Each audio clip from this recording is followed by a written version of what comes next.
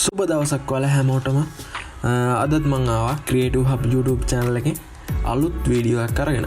ඉතින් අද අරන් ආවේ Adobe Premiere beginner series එකේ පළවෙනි episode එක. ඉතින් ඕගොල්ලෝ ගොඩ දෙනෙක් අහලා තිබ්බමයි Adobe Premiere මුල ඉඳලා කරන්නේ නැද්ද වගේ.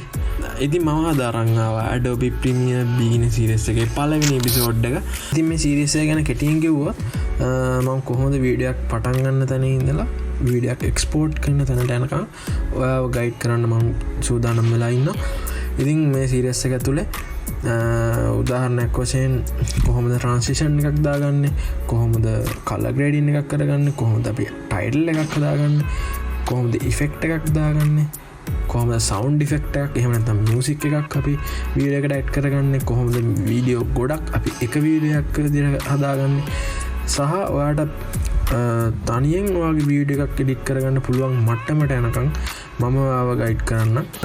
අද මම පළවෙනි එපිසෝඩ් එකෙන් කරන්න පටන් ගන්නෙ ෆෝල්ඩර් ස්ට්‍රක්චර් එකක් හදාගන්න හැටි සහ කොහොමද සීක්වෙන්ස් සෙටින්ග් සහ පැනල් ටික කොහොමද අපි මැනේජ් කරගෙන කොහොමද ප්‍රොජෙක්ට් එකක් පටන් ගන්නෙ, කොහොමද ප්‍රීමියර් ප්‍රෝ වලට අත තියන්නේ කියන එක අද මම පළවෙනි එපිසෝඩ් එකෙන් ඔයගොල්ලන්ට අරන් එනවා.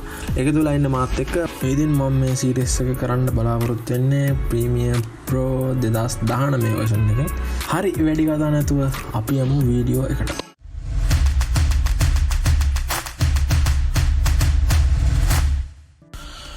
හරි එහෙනම් අපි වැඩ පටන් ගමු. ප්‍රීමියර් වල වැඩ පටන් ගන්න කලින් ඔයාලට දෙයක් කියන්න තියෙනවා. අපි ඉස්සල්ලාම වැඩක් පටන් ගද්දි පිළිවෙලකට පටන් ගන්න ඕනේ වැඩේ. ඒකින්ද අපි ඉස්සල්ලාම කරගන්න ඕනේ ෆෝල්ඩර් ස්ට්‍රක්චර් එකක් හදාගන්නවා. ෆෝල්ඩර් ස්ට්‍රක්චර් එකක් කිව්වට ඔයා බය වෙන්න එපා. මේක අපි නිකම් ෆෝල්ඩර් ටිකක් විතරයි හදාගන්න තියෙන්නේ. ෆෝල්ඩර් එකක් හදාගන්නේ මොකටද? අපි වැඩක් කරද්දි පිළිවෙලකට හදාගන්න ඕනේ. නැත්තම් අපිට ගොඩක් පටලැවෙනවා වැඩේ කරගෙන යද්දි. ඔයාලට මේක දැම්ම තේරෙන එකක් නෑ. ඔයා ප්‍රොජෙක්ට් දෙක තුනක් කරගෙන යද්දි ඔයාලට තේරෙයි ෆෝල්ඩර් ස්ට්‍රක්චර් එකේ වැදගත්කම. ඒකින්ද මම ඔයාට මුලින් ඉඳලම හුරු කරවන්නේ මෙන්න මේ විදිහට මම කරන ෆෝල්ඩර් ස්ට්‍රක්චර් එක බලාගෙන මෙන්න මේ විදිහට හෝ මීට වඩා ඇඩ්වාන්ස් විදිහකට වෙන්න පුළුවන්. මම කරන්නේ බේසික් මෙන්න මේ විදිහට ෆෝල්ඩර් ස්ට්‍රක්චර් එකක් හදාගෙන ගියාම ඔයාලට ගොඩක් වැදගත් වෙනවා. ඒ කියන්නේ ගොඩක් ලේසි වෙනවා ප්‍රොජෙක්ට් එකක් කරගෙන යන්න. හරි මම ඉස්සරහට පැහැදිලි කරන්නම් ඇයි මේක වැදගත් වෙන්නේ කියලා. ඔයාලට දැම්ම මේ ගැන අයිඩියා එකක් ඉන්නේ. ඒකින්ද මම ඉස්සරහට මතක් කරන්නම් අනිවාර්යෙන් මොකද මේ ෆෝල්ඩර් ස්ට්‍රක්චර් එක ඕනේ වෙන්නේ කියලා. ඒක හරි මම එනම් පටන් ගන්නම්. මම Adobe save file ටික දාගන්න වෙනම ෆෝල්ඩර් එකක් හදාගන්නවා. මම තව ෆෝල්ඩර් එකක් හදාගන්නවා. මම මේ ෆෝල්ඩර් එකට දාගන්න footages කියලා දාගන්න. footages කියන ඇතුළට ගිහිල්ලා මම දාගන්නවා videos කියලා. හරි තව එකක් හදාගන්නවා මියුසික් කියලා. හරි තව ෆෝල්ඩර් එකක් හදාගන්නවා. ඊට පස්සේ ඒක දෙනවා ෆොටෝස් කියලා. මෙන්න මේ විදිහට සෙපරේට් කරගන්න ඕනේ අපි වීඩියෝස්, ෆොටෝස්, මියුසික් يعني ඒක ඔක්කොම වෙන් කරගත්තාම අපිට ගොඩක්ම ලේසි. ඒකින්ද වෙන් කරගන්න ඔයාලට මේක ඉස්සරහට තමයි වැදගත් වෙන්නේ මම කලින් කිව්වා වගේ.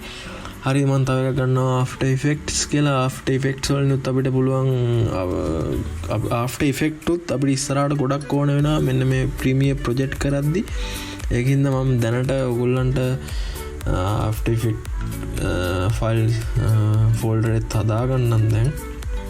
හරි එහෙම තමයි බේසික් ෆෝල්ඩර් ස්ට්‍රක්චර් එක මම හදාගන්නේ. ඔයාලට ඊට වඩා දෙයක් දාගන්න තියෙනවා නම් ඒක තමයි බේසික්ම ෆෝල්ඩර් ස්ට්‍රක්චර් එක. මම හරි ඊට පස්සේ අපි දැන් යමු ප්‍රීමියර් ප්‍රෝ එකට. ප්‍රීමියර් ප්‍රෝ ඔන් කරගන්නවා මෙන්න මේ විදිහට.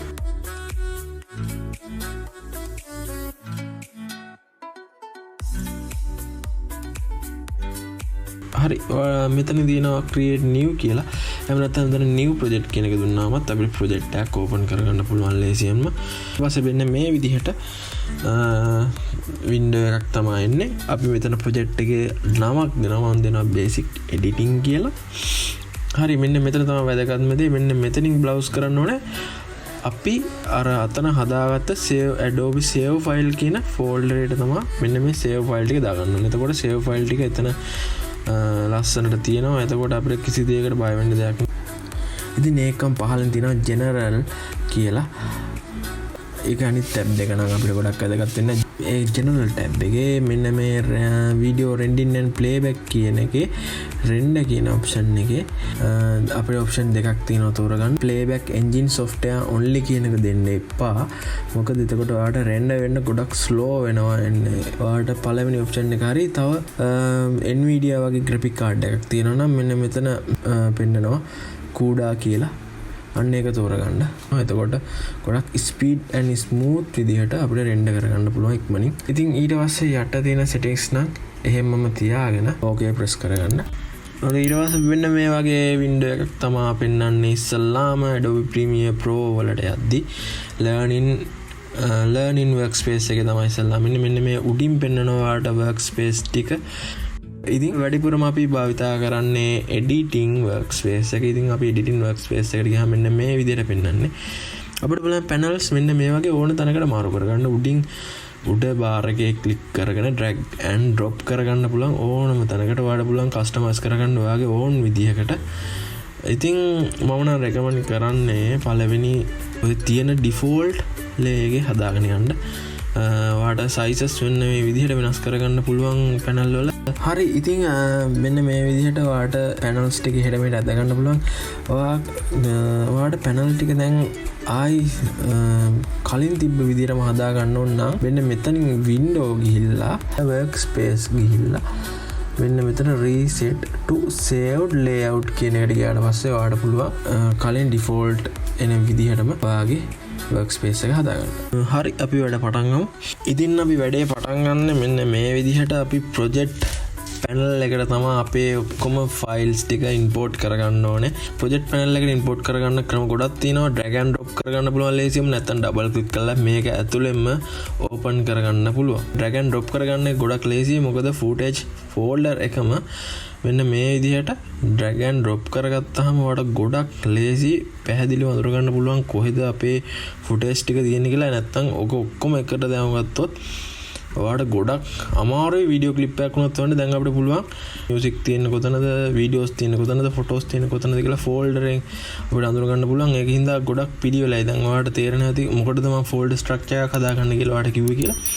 එතකොට අපිට ගොඩක් පිළිවෙලට වැඩේ කරගෙන යන්න පුළුවන්. නැත්නම් ඔක්කොම එකට දාගත්තොත් ඔක්කොම ඔයාලට වීඩියෝ, ඕඩියෝ, ෆොටෝස් ඕන හැම එකම එකට උතන්ට ඇදලා දාන්න පුළුවන්. කිසිම ප්‍රශ්නයක් නැහැ. හැබැයි එතකොට ඔයාලට ගොඩක් දවාට තේරෙනවා ඇති ගොඩක් අමාරුයි එතකොට වීඩියෝ එකක්, ඕඩියෝ එකක් හොයාගන්න. මේ විදිහකින්ද මම රෙකමන්ඩ් කරේ ඔයාලට ෆෝල්ඩර් ස්ට්‍රක්චර් එකක් හදාගන්න කියලා. හරි. ඊට පස්සේ අපි තව bin එකක් හදාගන්න, bin එකක් හදාගන්න කියන ෆෝල්ඩර් එකක් හදනවා වගේ වැඩක් තමයි. bin එකක් කියන්නේ ෆෝල්ඩර් එකක්ම තමයි. මෙන්න මෙතන icon එකෙන් තමයි bin එකක් හදාගන්නේ. මෙන්න මේ විදිහට bin එකක් හදාගන්නවා. ඊට පස්සේ අපි ඒකට නම් කරගන්නවා sequence කියලා. මොකද්ද මේ sequence කියන්නේ? හරි මම අද කියලා දෙන්නම් sequence කියන්නේ මොකක්ද කියලා සරලව. ඉතින් අපිට sequence එකක් ඕන වෙන්නේ අපි මොකක් හරි project එකක් පටන් ගද්දී අපි දාගන්න වීඩියෝ ට්‍රැක් ටිකයි ඔඩියෝ ට්‍රැක් ටිකයි ඔක්කොම එකතු කරලා තමයි අපි ෆයිනල් අවුට්පුට් එකක් කරගන්නේ, ෆයිනල් වීඩියෝ එකක් කරගන්නේ. ඉතින් අන්නේ වීඩියෝ ටිකයි ඔඩියෝ ටිකයි එකතු කරලා ඒ කම්බයින් කරලා එඩිට් කරගන්න තමයි අපි සීක්වන්ස් එක යොදාගන්න. ඉතින් මේ සීක්වන්ස් එක ඇතුලේ පුළුවන් අපිට එඩිට් කරගෙන ෆයිනල් අවුට්පුට් එක ෆයිනල් වීඩියෝ එක එක්ස්පෝර්ට් කරන්න. ඉතින් සීක්වන්ස් එකට අපි සීක්වන්ස් සෙටින් එකට ෆ්‍රේම් රේට් එකයි රෙසලූෂන් එකයි හදලා දෙනවා ෆයිනල් අවුට්පුට් එකට එන්න ඕන. ඉතින් සීක්වන්ස් එක තමයි බේස් එක වෙන්නේ අපේ වීඩියෝ එකේ ෆයිනල් අවුට්පුට් එකේ. හරි. ස්ට්‍රක්චර් එකෙන් ඔයාලට තේරෙන්නේ නැති කියලා හිතනවා. ඉතින් සීක්වන්ස් එකක් කියන්නේ මොකක්ද කියලා සරලව මම ඔයාලට කියලා දුන්නේ. ඔයාලට තේරෙන්නේ නැති දැන් මොකද්ද සීක්වන්ස් එකක් කියන්නේ කියලා. හරියට මම සීක්වන්ස් bin එක ඇතුළට ගිහිල්ලා right click කරලා new item ගිහලා සීක්වන්ස් කියන එක තෝරගන්න. ඊට පස්සේ සීක්වන්ස් කියන එක තෝරගත්තාම මෙන්න මේ වගේ window එකක් එන්නේ.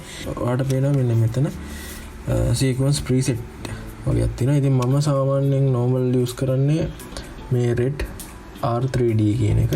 ඒක ඇතුළට ගියාට පස්සේ ඔයාලට පේනවා මෙන්න මේ විදිහට 4K HD 4K කියලා වගේ resolution වලින් අපිට sequence එක හදාගන්න පුළුවන්. ඉතින් මම සාමාන්‍යයෙන් use කරන්නේ මෙන්න මේක. ඔයාලට පුළුවන් කැමති එකක් තෝරගන්න මෙතන. ඊට පස්සේ මම මෙතනට sequence name එකක් දෙනවා main කියලා. හරි ඊට පස්සේ ඔක press කරගන්න.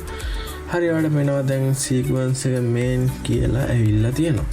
හරි එහෙනම් ප්‍රීමියර් ප්‍රෝ පළවෙනි එපිසෝඩ් එක මම මෙතනින් නවත්තනවා. මොකද තව වීඩියෝ එක දික් වෙන්න බලද්දි ඔයාලටත් බෝරින් වෙනවා.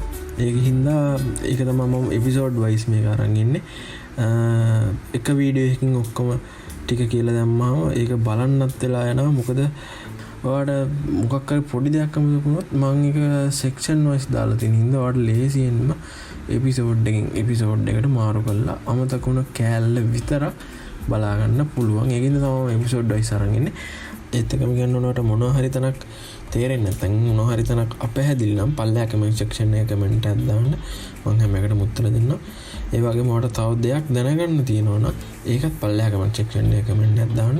මම අපේ Facebook page එකට like කරන්න අමතක කරන්න එපා. ඒ වගේම YouTube channel එක subscribe කරලා නැත්නම් තවම දැම්ම ගිහලා subscribe button එක ඔබලා bell icon එකත් click කරන්න. එතකොට ඔයාලට පුළුවන් අපේ වීඩියෝ දාපු සැනින් ඔයා ළඟට notification එකකින් ගෙන්න ගන්න. හරි එහෙනම් අදට මම ගිහින් එන්න. මම නමිල කුමාරසිංහ.